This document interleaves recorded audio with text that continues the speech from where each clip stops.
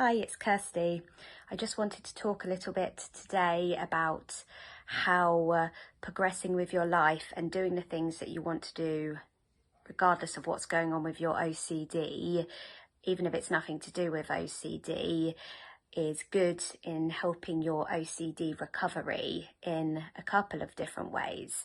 And the reason I wanted to talk about this is because for many of us, OCD holds us back because it gives us lots of reasons to not go ahead and do certain things, like certain life choices.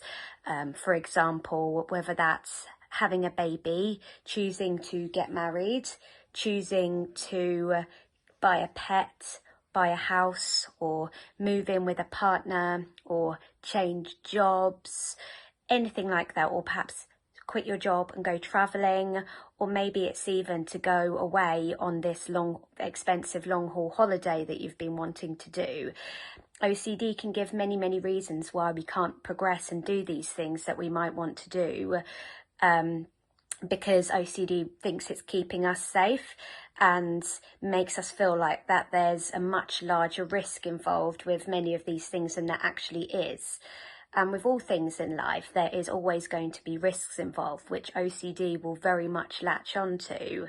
And you don't necessarily know if certain decisions and life choices or big moves are going to work out how you think they are, or how you want them to. So there's the uncertainty aspect of it that OCD absolutely despises as well. I wanted to make this video to encourage people to go ahead with doing the things that they want to do, or that they did want to do before their OCD got really bad, because I know how hard it is to progress with these things. Even if it's just booking a holiday, it's really hard because you're afraid that you're not going to enjoy it, and what if you're extra anxious, etc. Let alone whether it's buying a house with your partner or getting married. And so these things are not easy to do when you're still struggling with your OCD. But the first reason that progressing with these things that you might want to do, the first reason that it can help your OCD recovery is that firstly, it is focusing on something else. It's a project. So for example, if it's booking that amazing holiday that you've thought about, you're focusing on that. You know, your mind is not focused on your OCD, you're focusing on that, and you'll have to pack for that holiday and, you know, do the practical things, get insurance and all of those things. That's all other stuff outside of OCD. The same applies for if you're buying a home with your partner or moving in with your partner, whatever, you know, what OCD theme you're struggling with, whether it's harm, POCD, ROCD, any of them. You'll have to move your focus away from that temporarily because there's legal things involved with renting and buying houses and flats. There's a practical moving side of it. You know, you've got to pack, etc. So your mind's focused on those things. And the same applies for if you're thinking about having a baby. I don't know this from personal experience, but it looks pretty, you know, like your mind is not, your mind is focused on the baby. And another one would be if you're thinking about buying a pet, you know, you've got to go and buy the food and the bed for the pet, or lead if it's a dog, for example. So with all of those things, you have to focus on things other than your OCD. And one last thing is if it's to do with your job, if it's to go for a promotion or if it's to change jobs, your mind is focused on rewriting your CV or looking for another job or practicing new skills, etc. But the other benefits that also come with it is while you're doing these things and you're focusing on them, you're also challenging some of the fears that are associated with your OCD. So firstly, you're choosing to do these things regardless of what OCD is saying. So that's exposing yourself to things in life. So, you know, it's not even necessarily a planned exposure, you know, that you would maybe set up ready to expose yourself to this situation, or like a scripted exposure. This is a real life exposure. So firstly, there's that. But secondly, you're opening yourself up to various things that are linked to your OCD. So for example, if it's going on holiday or if it's moving with your partner or something, there are various risks involved with these things. You know, going on holiday, it's you're risking, is your anxiety going to be particularly bad? Is the healthcare going to be good enough? You know, how's the flight going to be, etc. If it's moving in with your partner, you know, are we going to work out, are we going to work out basically? So, you know, there's various uncertainties that you're accepting and with risk taking. But with other things, for example, if it's applying for a new job or, you know, leaving your job or going for a promotion, etc., you're then exposing yourself to the risk of potential rejection, or if you're unsuccessful, you may deem that as a failure. So in your mind, you're opening yourself up to the risk of failure.